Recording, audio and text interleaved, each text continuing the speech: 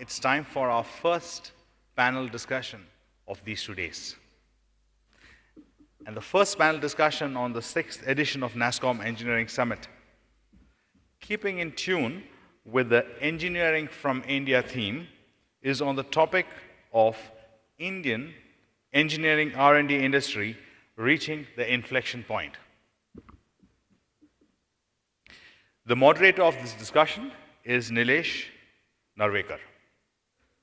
Nilesh is a partner and vice president at Strategy and, formerly Booz and Company. He has over 17 years of management consulting experience to clients in metals, cement, engineering products, automotive, mining, across Asia, Europe, and Middle East. His main focus has been on business and operation strategy, supply chain management, and large-scale business transformation. So I invite Nilesh to come on stage to kickstart this panel discussion, the first one of the summit, and also to introduce everyone else who are joining him in the panel. Nilesh.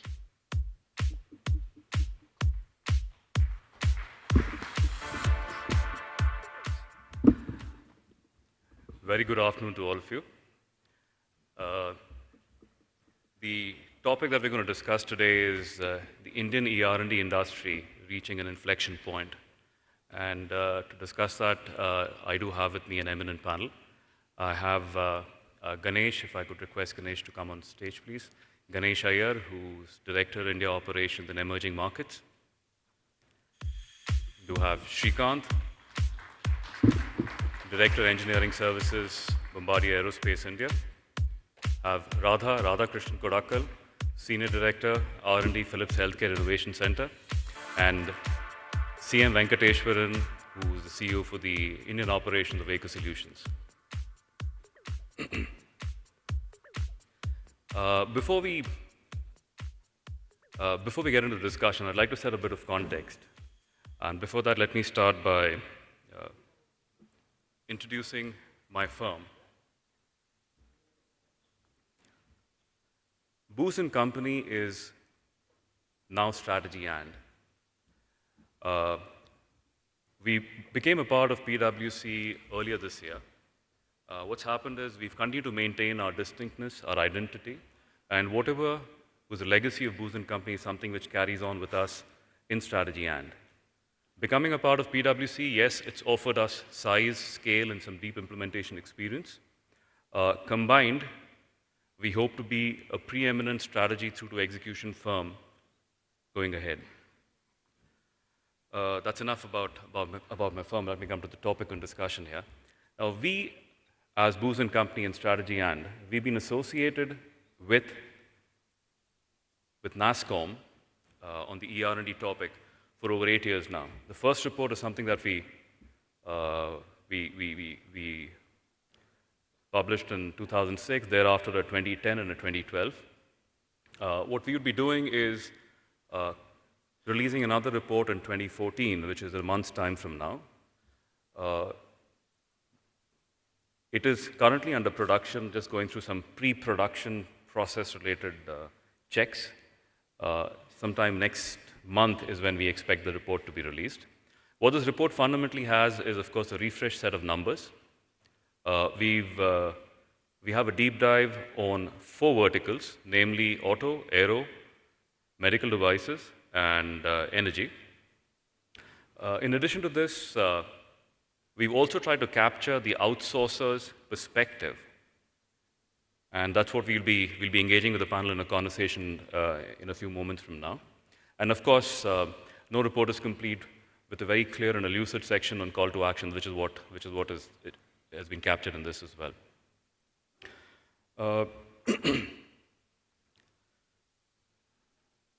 Now, our research, what we believe is the global ER&D market will grow to 1.6 to 1.7 trillion by 2020.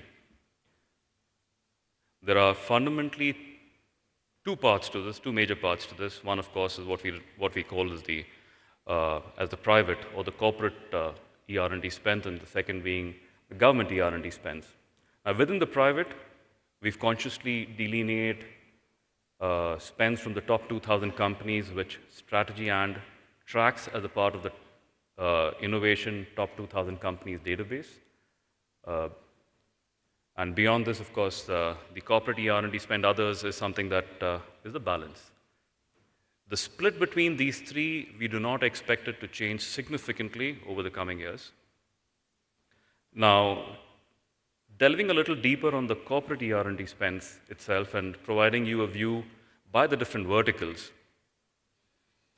this is how it stacks up. I guess the key areas for interest would be the big ones. We, of course, have auto. We've got consumer electronics, semiconductors, telecommunications, and, of course, computing systems, which account for the big chunk there.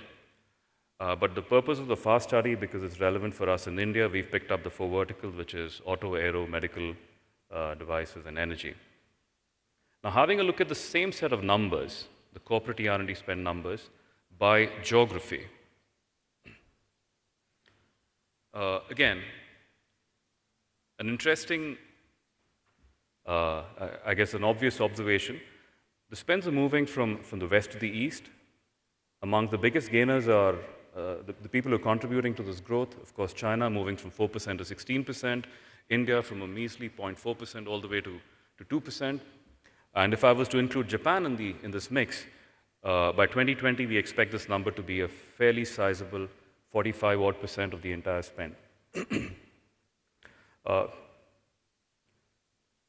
Now, what exactly is driving these ER&D spends? Our research has indicated that there are fundamentally these 6 broad ER&D themes which are impacting. Again, they are not mutually exclusive. Some of them have an overlap across some of the other sectors, but these are the 6 broad trends which are impacting the ER&D spend globally. There is an increased need for connectivity. I guess all of us relate to that. Connected cars, flights, medical devices. The engineering analytics part of it is tucked under that. We've not called for it separately. The emergence of digital engineering, again, new sector, very exciting, likely to shape the future of industrial product development. That's another emerging trend.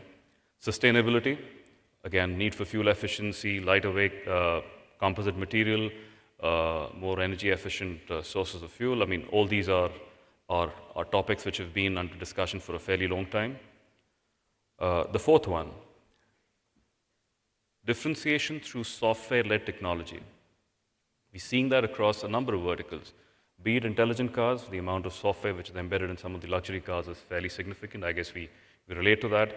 Digital oil fields, be it smart engines, wanting to track data information on a real-time basis at a central place.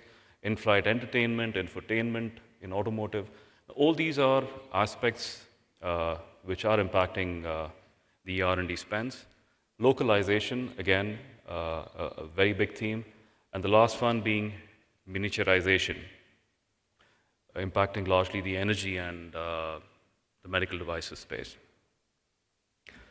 What we had done, I mean, having understood the trends, one of the things that we said was, in addition to the numbers, let's also try and understand where is it that the demand is coming from. So we said, let's try and speak to a significant portion of the demand side to try and understand what is it that they seek. And we had a number of observations, and I've just picked on one, which is something we'll debate greater detail going ahead. One thing that we picked up is the propensity to offshore is increasing, and it's no longer restricted to the traditional areas that we've heard of, which is detailed engineering or the excessive data crunching area of testing and validation.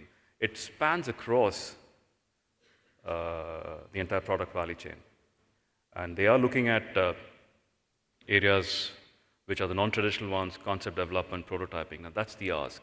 The implication for that, for the Indian ESPs, of course, is being prepared for conversations from an end-to-end perspective. More about it in the conversation of the panel, so let me just move ahead. We expect Of the total ER&D spend of 1.7, the corporate ER&D spend of around 850 to 900 billion US dollars, we expect the offshoring market to grow from 63 billion in 2013 all the way to 100 to 110 billion in 2020, with the share for India going up from approximately 1/4 to 1/3. And some of the key aspects here, I guess, while it's encouraging to note that the share for India in the offshoring pie is likely to go up, I guess it's equally important for us to understand the constituents of the balance 69%. And therefore, we did try and speak as a part of the same survey to the demand side respondents. And what we picked up was very encouraging again, was that India continues to be a preferred offshoring destination. No points for guessing for the reasons thereof. Of course, it's the cost competitiveness, the large supply base, and surprise, surprise, language, which is amongst the most preferred parts there. China is something which all the people that we spoke to also spoke of very enthusiastically. But what we noticed was it was largely a China for China conversation or a story that was coming out. There were a couple of barriers which were highlighted. There were points around talent access, talent retention, therefore implication on the cost. There were concerns around IP, which was also highlighted. Eastern Europe, again, an interesting alternate which a lot of demand-side players have exercised. The key argument in favor of that, of course, is proximity, probably a more evolved engineering ecosystem, and the cultural fit. What, however, doesn't stack up for the Eastern European market as an offshoring destination, of course, is the cost base. And the biggest part being scalability. Mexico, important option being explored actively by a lot of US players. And again, cost is something which truly differentiates it along with the ecosystem. But what are some of the barriers that we've heard for a country like Mexico, of course, is the crime rate and, of course, language, which doesn't go in its favor. Just to provide you, and of course, as a part of the conversation, there will be elements of this which we'll try and bring to life and share with you perspectives on what some of the demand side people think of. So therefore, if I was to just try and summarize, there are a host of positives, and there are some areas for development from an Indian ESP perspective. There are organizational aspects like the Indian ESP industry is supposed to be a far more mature industry. The senior leadership commitment are the two aspects which stand out very, very clearly. However, when it comes to delivery-related capabilities and technical capabilities, there are a few positives like scalability and cost effectiveness, but there are certain areas for improvement which have also been highlighted very, very clearly. Program management, considering there are multiple elements which are going to be picked on, and the integration onus is going to lie on the ESP rather than on the OEM on this front. Those skills are supposed to be an area which has to be improved upon. Getting it first time right is an ask that the demand side has placed on the Indian ESPs. Of course, innovative approach to solutions is the other one. And on the technical front, while design capabilities is a positive, prototyping, etc., are some of the aspects which they believe the Indian ESPs could definitely step on. No report is complete without a section on call to action, and that's what we would also have. I would not belabor this slide, but just to try and touch on 2 or 3 aspects. There is a section which clearly calls out there is a capability build aspect which has to be focused on, elements around digital engineering hub, around increasing the deployable technical talent. There is some work which is happening, but it needs to increase. We need to make India a more attractive, the business destination, and there are some steps to be taken in that direction. There are some clear implementation steps there which we've called out. And of course, we need to enhance the profile of the Indian ER&D market itself. That being the law. Now, if I was to now direct it back to the panel. So Ganesh, let me start with you specifically. When it comes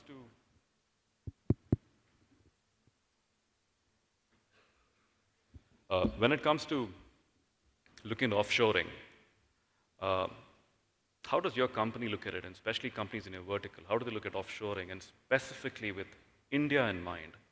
So one is a question on offshoring, and second thing is with India. What are some of the perspectives that you can probably provide us in that? Yeah. Yeah, that's obviously a good question. The key aspects are the ability, when we try to look at ER&D and the kind of work that we can do here, it all starts from the customer first, and what does the customer want? And generally what we have found, and I'll digress a little bit here, you talked a little bit about localization.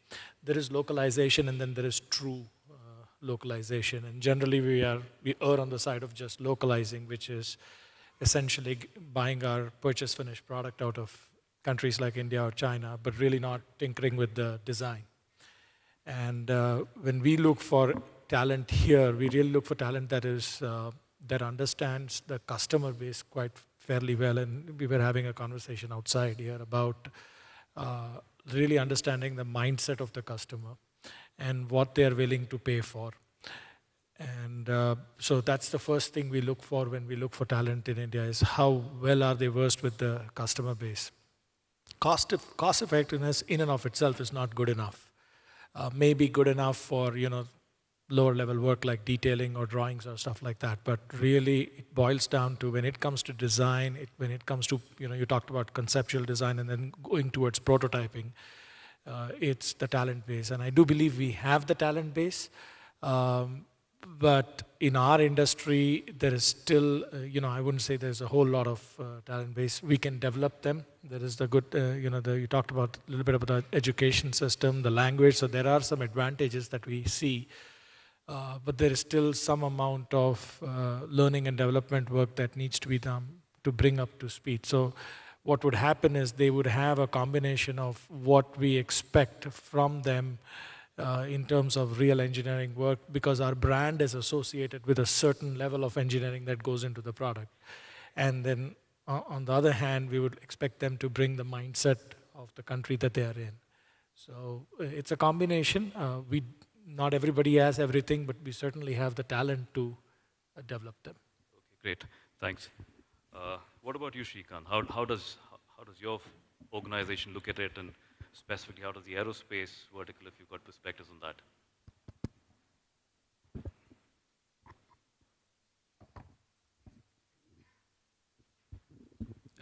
In terms of Bombardier as a company, we have tried multiple areas in terms of what we call emerging countries, in terms of the cost with respect to talent. And we have a plant in Mexico, we have a factory in Morocco. But in terms of engineering, we have found India is a good place to do the work in terms of detailed engineering work, because for us, a lot of detailed engineering work means not just converting it to drawings, but also to ensure that the stress work, the analysis work is also done along with the design work, and also in terms of system locations, etc., clashes, removing all of that. We have a slightly small space in which we work in when we make planes, so we are a bit careful about that. So in terms of a company-wide decision, we know that India is a place where we would like to continue working with, and we believe that it can progress. Now, whether the question that comes at the end of it, at least for our industry, is where its certification ends. And given that the certification authorities are country-specific and do not transfer those capabilities, there is only that much that we will do in India. It's nothing to do with capability in that respect. Okay. If, as a country, we are able to tie up certification authorities with Transport Canada or FAA, there might be options at seeing how we can progress. Certification is going to limit the extent to which we can do conceptual to end design. Okay. But we are slowly moving to large, what we call structural modifications in an aircraft. And we believe that we can integrate all of those principles, which are now done in discrete pieces. And that's a way that we'd like to progress to. Okay, great. Thanks for that, Srikanth. Venkat, if I was to ask you, I mean, I know you're part of the deep sea oil and gas, and that's the sector that you would be representing. Do you look at other organizations? I mean, has your organization looked at other countries where the offshoring for, especially in the ER&D space and energy, looked at, and which are those countries specifically, and why? Why is it that your organization looks at countries outside of India? Oh, yeah, when we conceptualized this whole thing, we did look at a few countries for both the engineering as well as for some of the manufacturing. You know, the segment, as you know, we operate in this oil and gas is anywhere from 500 meters of water depth to 5,000 meters of water depth. And these are depths where absolute no human intervention is possible. So you put a piece of steel onto the bed of sea and it has to work for 20 years without any problem, where safety, integrity, and all these issues become very supreme. So when the whole thought came to our minds, we looked at both engineering as delivery and manufacturing. And a conscious decision was taken that we will do the engineering in India. India will be developed as an engineering base. And manufacturing, we looked at India, China, and Malaysia, and it was conceptualized, and we felt it was, we chose Malaysia as the base for manufacturing. Now, where are we in this field? The challenge that we have here today is we don't have an ecosystem where already this is in existence. So we are building up the competence, building up the mindset, creating an environment where we inculcate a feeling of safety in design before we start anything. So it's a whole set of, a very basic, starting from very fundamental thought processes, we are trying to develop this, including we do not have an education system to cater to this subject. So we have signed up with a local engineering institution for starting a course in subsea engineering, which has been approved by the University of Pune. So taking baby steps in a direction to develop this competence, because we know that one of the focus of energy in the future is deep water. Yes, there will be renewable, there will be shale and all these things, but fossil fuels will continue to rule the energy market, and deep water, harsh, farther and deeper environments will be the source of oil and gas for the future. So I think that's the direction. So engineering focus will be India, and that is the way we are focusing today, and that's the direction in which we are moving. Great, thanks, Venkat. So you mentioned that you evaluated a couple of geographies from a manufacturing perspective, and you selected Malaysia from a manufacturing perspective, whereas from an engineering aspect, you were comfortable with India. What were some of the arguments that you put forward for not selecting the other geographies and you selected in favor of India? You know, this was around 2008 when we conducted this survey, and obviously the brand of India, the infrastructure, the policies, the whole framework to do business with India was one of the concerns that was faced. They didn't see a challenge with talent, they didn't see a challenge with IP protection, they didn't see a challenge with the integrity and the trust. That was not an issue. China, we saw very welcome infrastructure, good policies, but given this niche segment with only 3 players in the world that we are into, intellectual property, technology was uppermost concern for us, and that's one of the reasons why we could not go with China. And then, but Malaysia fitted in perfectly, proximity to India, good infrastructure. The kind of products we manufacture for the deep water oil and gas necessitates waterfront facilities, because we talk of 5,000, 10,000 tons of steel which have to be shipped out. So all the necessary infrastructures available with Malaysia, and the proximity of India to Malaysia to support them from an engineering standpoint, all this, we favored Malaysia as a place, and that's where we set up the facility, and that's where today we have a full-fledged facility to manufacture the entire subsea infrastructure. Sure, thanks Venkat for that. Radha, moving to you, I mean, how has Philips looked at this entire journey? I'm sure there's offshoring, which is very much high on the agenda. How has Philips approached this? India, other countries, some of the arguments that have gone in favor, against. If you could just share some of your perspectives of that, that'll be helpful. Yeah, Philips had a mixed approach. Yeah. So if you look at medical vertical, actually it's highly regulated. So you need to really have a facility where you can, you have the engineers who are familiar with these regulations and standards. And the other aspects is the availability of the talent as well as the availability of the market. So when Philips looked at really creating centers outside the traditional Europe or US, the two places which came first is China as well as India. So India has established as a software engineering center for long. So we have a large center in Bangalore, which does pretty much the software for most of the modalities or business within Philips Healthcare. And in China, there is a large market, so there was a production center established, and along with that, there is a subsystem development established. And that's done for a couple of businesses, like the CT and MRI, etc. But for X-ray, what happened is, so we tried to create products for the emerging market. So Philips is traditionally very strong in the premium products. When we had to really get into the emerging markets and create product for the mass, we tried with organic way with our centers, but it never worked because the offshore centers are typically controlled by the headquarters either in US or Europe. So what Philips did is we acquired a couple of companies in India. So with that acquisition, we set up a center which created products for India and emerging markets. And slowly, that's in the space of X-ray imaging, like cath labs, diagnostic X-ray, surgical C-arms, and mammography, etc. So that created a sort of independency for this unit to create product. And once the product became successful in emerging market, it also started getting into the matured market, finding the value space. So with that, actually the center started growing. So now, recently, the whole surgery imaging business of Philips has moved to Pune. So that way, actually, Philips, it's a mixed approach. So different thing happen. But bottom line is that from an engineering talent point of view, Philips really see India as the best location.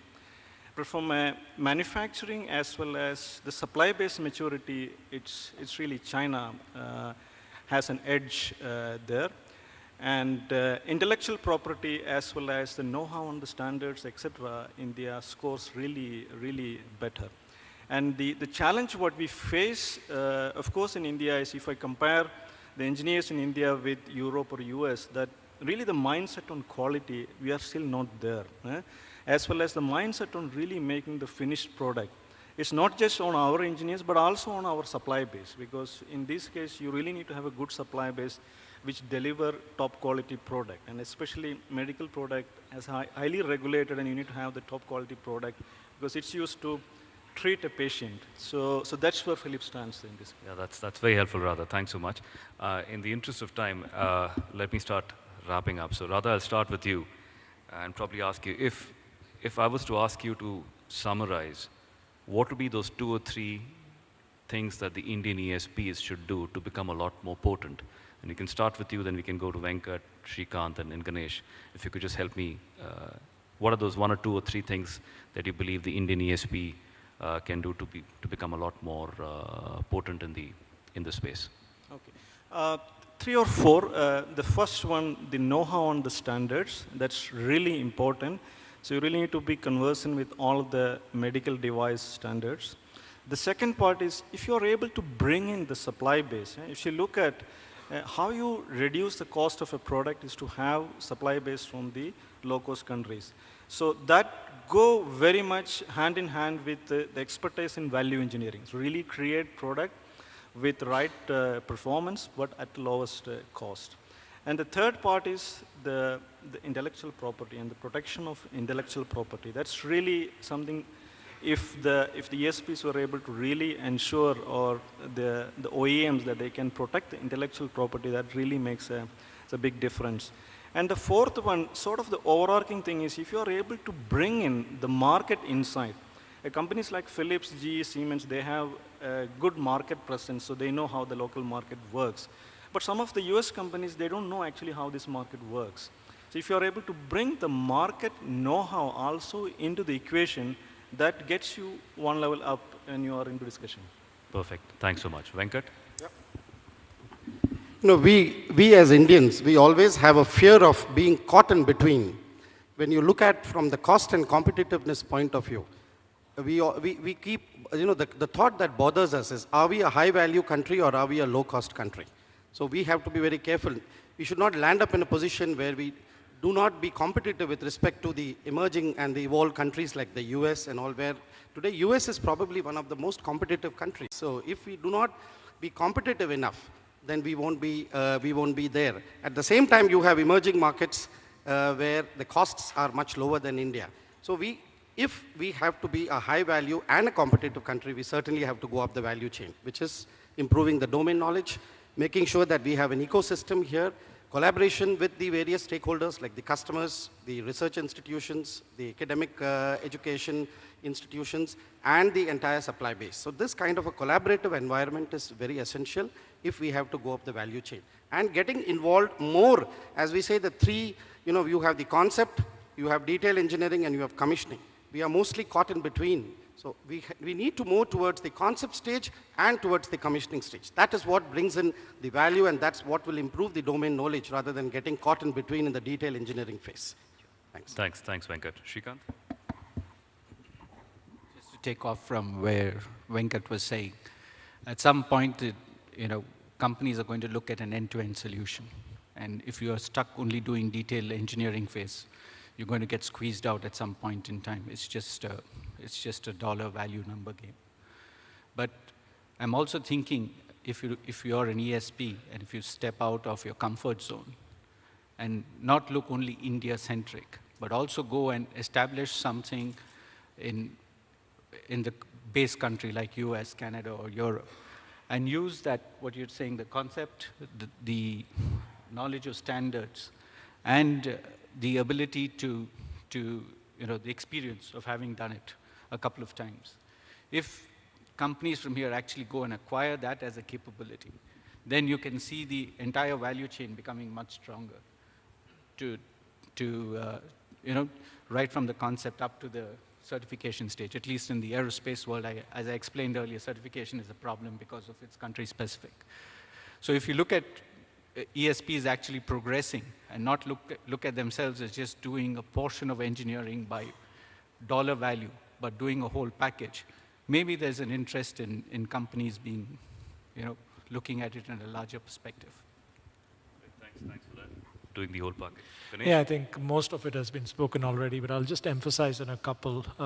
One is he talked about cost, and I think while in and of itself it's not good enough, I think the cost arbitrage will continue to be important over the next few years at least. There is no question. In fact, I think a lot of our work in China is going down due to the lack of cost arbitrage. So I think that's key.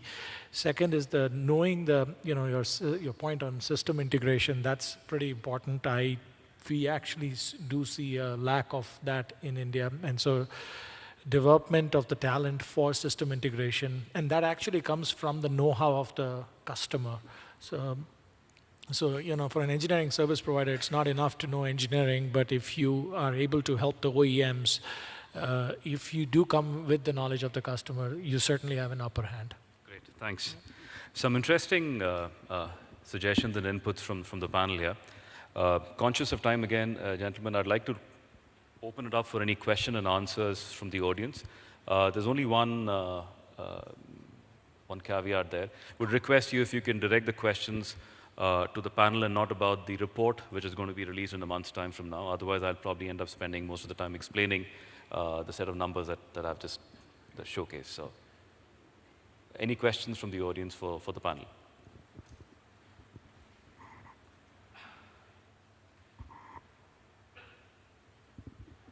Good afternoon. I'm Manoj from ETAS. So my question is pretty simple. So we are just having a discussion with my colleague Nigel during the coffee break.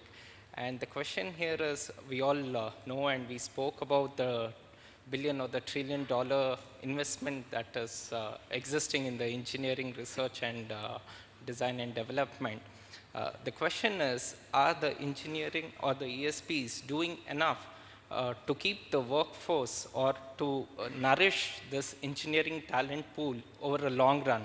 Because typically the mindset is with most of the large corporations, after a certain number of years, say 10 years, the automatic or the motivation factor is to get onto a management role, and somehow the engineering or the research dimension is getting diluted. So is there enough being done or thought about in the large corporations to give enough motivation and to grow this engineering and the innovation pool? Thank you. Great, thank you. The question is, if I understood it right, it's what is it that the Indian ESPs are doing to motivate their workforce to keep up with the rising demands on the competence that's being placed on the ESPs? Srikanth, you want to go? It's a good question. I know we've been working with India for about now 9 years. And I can tell you that a lot of the people who are technically good today are people managers, and we lose them completely. And sorry to say, sometimes they're not very good people managers too. Okay. So unless ESPs create, like in a company like ours, there is a clear path for people who want to go the managerial way. There's a clear path for people who want to go the technical way. And I think if ESPs do not do that, they're going to lose the domain knowledge that person is gained, because he will not be using it on a continuous basis, and he would not be there, as he progresses. I think it's very, very important that a separate path be created, because if you ask 90% of the people who are doing technical work today, what do you want to become? Project manager, program manager is the target. No one wants to continue in the technical space. If we go that way, we're going to lose a lot of people and the knowledge that goes with it. Great, thanks. Ganesh, any views from your end? Yeah. I think he's right. I mean, I don't know about their companies, but I think we struggle with the same. I mean, developing competencies and keeping people interested for years together and developing the deep expertise is always a struggle wherever you go. But I also think that the days of, the traditional managers are over. I mean, I think we all, at all different levels in the corporation, roll up our sleeves and do the work that's needed to get the job done. So even engineering managers, I see more engineering managers who understand the product, who understand they understand the people side, but they understand the product, and they actually are able to roll up the sleeves when they need to. So that is very important, especially in an environment where retention is a problem, in an environment where the growth is a problem. You've got to have managers who are equally talented, not just on the people side, but also on the technical side. So we do struggle. I mean, it's the same struggle that the ESPs would have, and you got to keep them motivated. You got to keep them incentivized, just like any other place. So I don't see ESPs having a different struggle from any other multinational either. Okay, great. Yeah. Thanks.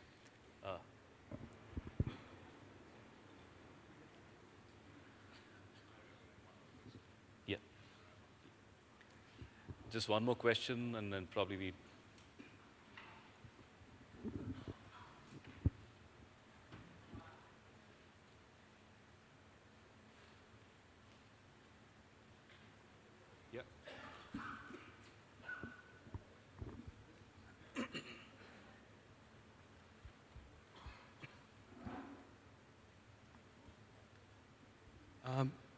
So many of you actually represent the innovation centers of your respective companies.